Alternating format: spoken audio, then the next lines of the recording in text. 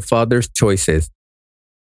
A young poor man whose father has to work more than one job to afford tuition for him and his little sister. After finishing his shifts as an office boy, the father stops by clothing stores to sell the kids clothes, which his wife sews, then returns home exhausted after doing Isha prayer. The young man had never felt sympathetic towards his father's struggle.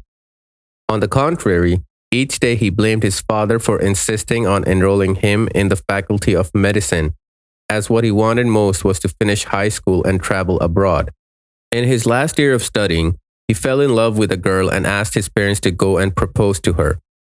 When his mother asked about the girl, she discovered that she does not have a good reputation and she enjoys playing with other guys' hearts. Therefore, the parents refused to go and ask for her hand, so the boy even felt angrier, locking himself in his room.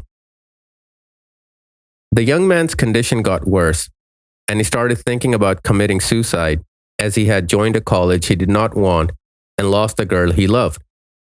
One evening, he decided to throw himself into the river without being felt by anyone, but at this time, the young man was surprised by his father entering his room, smiling and handing him the phone that he always desired. Then he asked him to rise from his bed to pray together the prayers of Isha.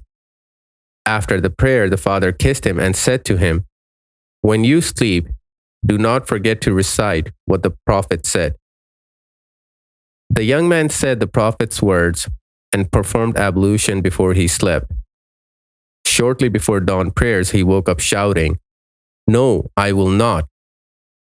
The parents rushed into his room to check on him, and he said, "I saw in my sleep a man taking me to hell saying, 'This is where you must be after you killed yourself.'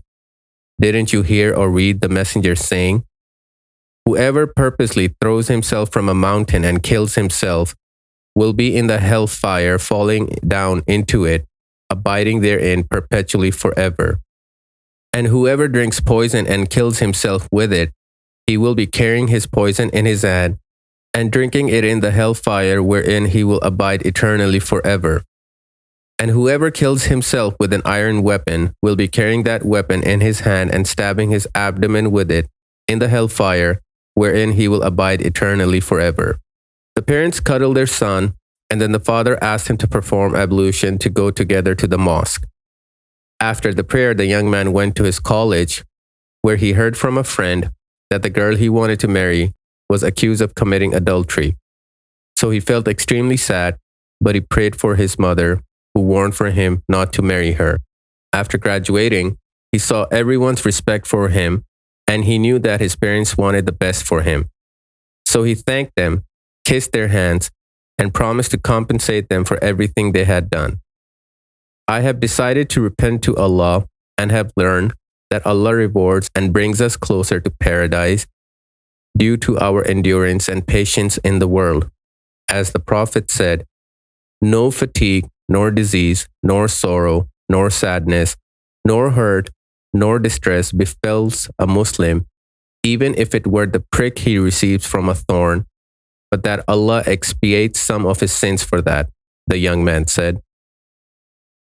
وَقَضَى رَبُّكَ أَلَّا تَعْبُدُوا إِلَّا إِيَّاهُ وَبِالْوَالِدَيْنِ إِحْسَانًا إِمَّا يَبْلُغَنَّ عِندَكَ الْكِبَرَ أَحَدُهُمَا أَوْ كِلَاهُمَا فلا تقل لهما أف ولا تنهرهما وقل لهما قولا كريما واخفض لهما جناح الذل من الرحمة وقل رب ارحمهما كما ربياني صغيرا ربكم أعلم بما في نفوسكم إن تكونوا صالحين فإنه كان للأوابين غفورا